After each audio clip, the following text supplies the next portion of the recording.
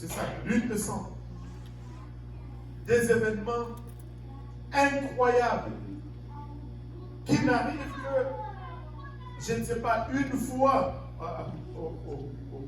au centenaire, ou une fois, je ne sais pas combien de décennies, mais qui se sont succédés dans la même année, une après l'autre, après l'autre, après l'autre, alors que c'était le 70e anniversaire de la naissance, de la renaissance d'Israël. Écoutez, nous sommes vraiment vers la fin. Nous sommes vraiment vers la fin. Il ne faut pas être distrait. Il y aura de l'angoisse sur les nations qui ne sauront que faire au bruit de la mer et des flots. Aujourd'hui, c'est le changement climatique. J'étais en train de parler avec le pasteur aujourd'hui qui nous parlait d'un article qu'il a lu.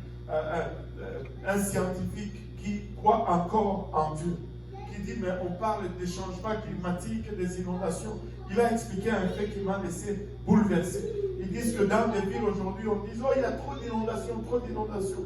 Il a fait les recherches, il a réalisé qu'il n'y a pas plus de pluie aujourd'hui qu'il y avait 100 ans en arrière. Mais il y a un phénomène, nos villes se sont élargies. Et plus nos villes s'élargissent, il y a plus d'asphalte, plus de béton, plus de surfaces sont couvertes. Et quand la même quantité d'eau tombe, ça ne s'infiltre pas comme ça s'infiltrait avant, ça coule à gauche, à droite, en recherchant un endroit pour s'infiltrer, et ça cause des inondations à gauche et à droite. Et il n'y a pas nécessairement plus de pluie qu'il y en avait il y a 100 ans. J'étais comme, waouh!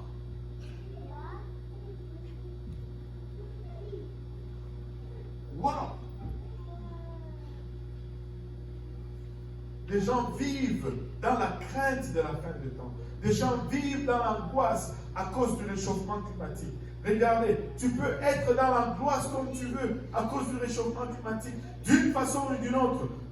On peut parler de réchauffement climatique, bibliquement parlant, parce que Pierre nous dit que cette terre va aussi brûler. Et ça va réchauffer. N'est-ce pas? Tous les éléments vont fondre, que Pierre nous dit. Wow. Ça peut se réchauffer. Les hommes rendant l'âme de terreur dans l'attente de ce qui surviendra pour la terre, car la puissance des cieux seront ébranlées, car les puissances des cieux plutôt seront ébranlées. Alors on verra le Fils de l'homme venant sur une nuée avec plusieurs et une grande gloire. Quand ces choses commenceront à arriver, redressez-vous, élevez vos têtes, parce que votre délivrance approche. Les autres regardent ceci et ils sont dans l'angoisse. Mais nous devons regarder cela et nous devons nous dire, enfin, nous allons partir d'ici. Les autres regardent ceci et ils disent, wow, c'est la fin, c'est la destruction, nous n'avons plus d'espoir. Mais nous regardons ceci, nous disons, notre délivrance arrive vers la fin. Je n'ai plus d'impôts à payer, je n'ai plus de taxes. Alléluia, il n'y aura plus d'hiver. Le Seigneur vient à notre secours, il vient à notre délivrance. Ce qui est la fin catastrophique pour les uns, c'est une délivrance pour nous. Alléluia. 2 Pierre 3, peut-être c'est dans ce passage. Il nous dit, mais il est une chose bien aimée que vous ne devez pas ignorer, c'est que devant le Seigneur, un jour est comme 1000 ans, et 1000 ans sont comme un jour. Le Seigneur ne tarde pas dans l'accomplissement de la promesse, comme quelques-uns le croient, mais il use de patience envers vous, ne voulant pas qu'aucun périsse, mais voulant que tous arrivent à la repentance.